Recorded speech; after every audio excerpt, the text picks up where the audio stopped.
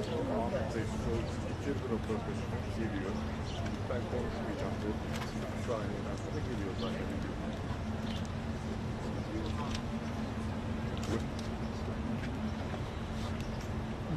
Just a few inches. Trying. Thank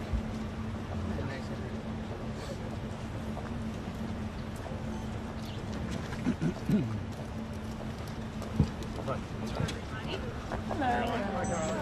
Quite the crew.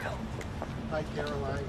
Hi guys. How are you? Caroline, could you tell us how the president is willing to extend the ceasefire in order to reach a deal? And does he believe that a deal can be struck while the U.S. blockade is still in place? Great questions, and I will answer them. Let's level set on where we are. As you all saw yesterday, President Trump announced an extension of the ceasefire. He's maintaining and generously offering a bit of flexibility to a regime who has been completely tarnished because of Operation Epic Fury. There's obviously a lot of internal division. This is a battle between the pragmatists and the hardliners in Iran right now, and the president wants a unified response. And so as we await that response, there's a ceasefire with the military and kinetic strikes, but Operation Economic Fury continues, and the effective and successful naval blockade continues as well of ships and vessels that are moving to and from Iranian ports. We are completely strangling their economy through this blockade. They're losing $500 million a day.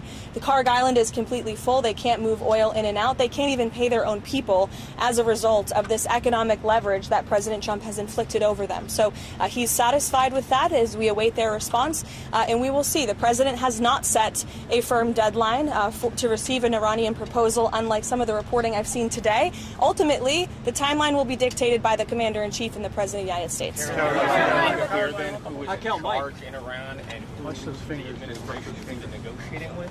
Well, we obviously know who we're negotiating with because our negotiating team has sat down with those individuals in person. But obviously there's a lot of internal fraction and internal division, which again just proves the effectiveness of Operation Epic Fury in the first place. Their regime and many of its leaders for nearly 5 decades have been wiped off of the face of planet Earth. So again, the president's offering them a little bit of flexibility because we want to see a unified proposal to the president's very strong proposal, and he's made his red lines very clear. Again, the United States maintains control over this situation, leverage over the Iranian regime. Not only have they been significantly weakened and obliterated militarily, but they are losing economically and financially every single moment that passes with this blockade. So the president is going to continue to lead the free world, to run the United States of America as we await the Iranian response.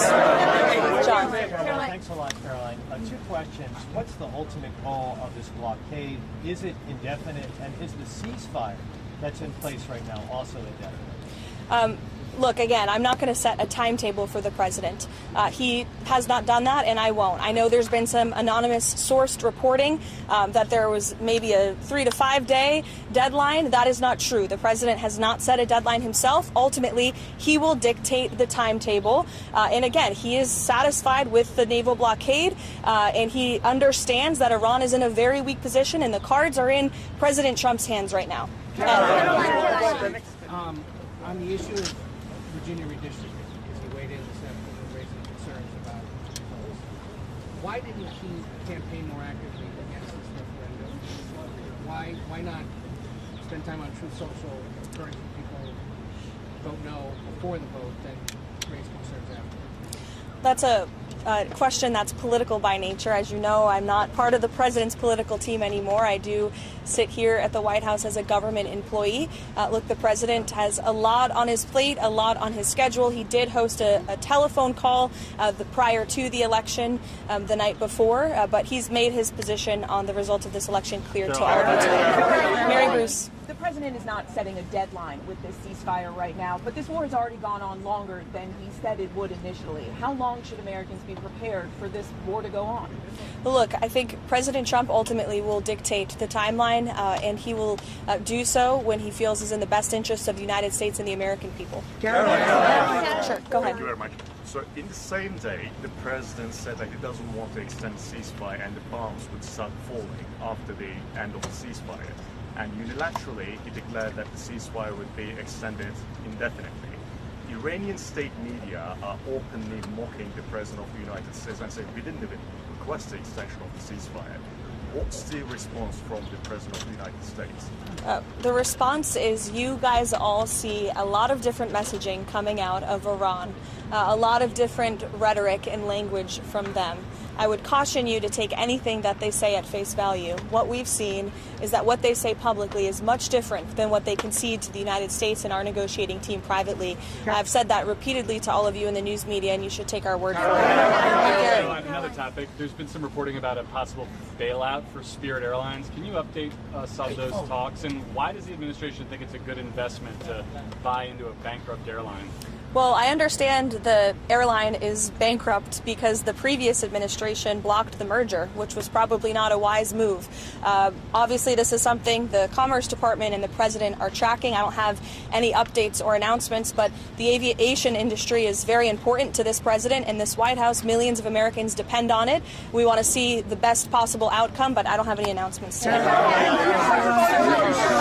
Thank you so much, Caroline. So, how long is the President willing to wait for the Iranians to come to the table, and does he trust the Iranians to come to the table?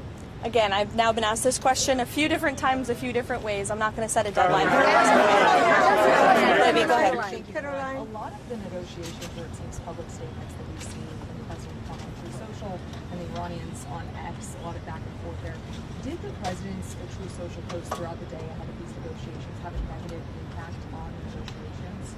I think look at where we are right now. The President chose to extend the ceasefire together.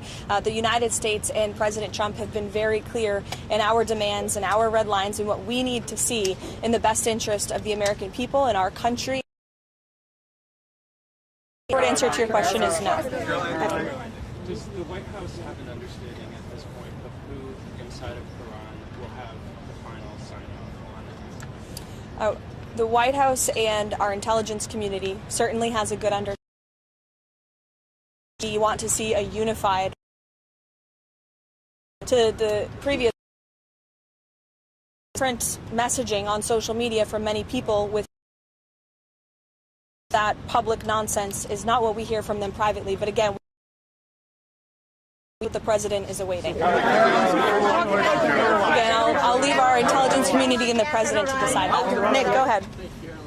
Does the White House have a response to the DOJ's indictment of the SPLC, as well as the allegations that donated funds were used to actually fund the very dangerous racist groups that it denounced? Yeah, I saw the indictment yesterday. I saw the acting attorney general and FBI director do a press conference on it. It was quite shocking to learn of the egregious violations of the law the Southern Poverty Law Center was committing, and I think that's a story in this country because they've obviously been duping their supporters and the American taxpayers for far too long. It's a criminal organization, clearly, and that's not our DOJ saying that or Todd Blanche saying that. That's a grand jury indictment saying that.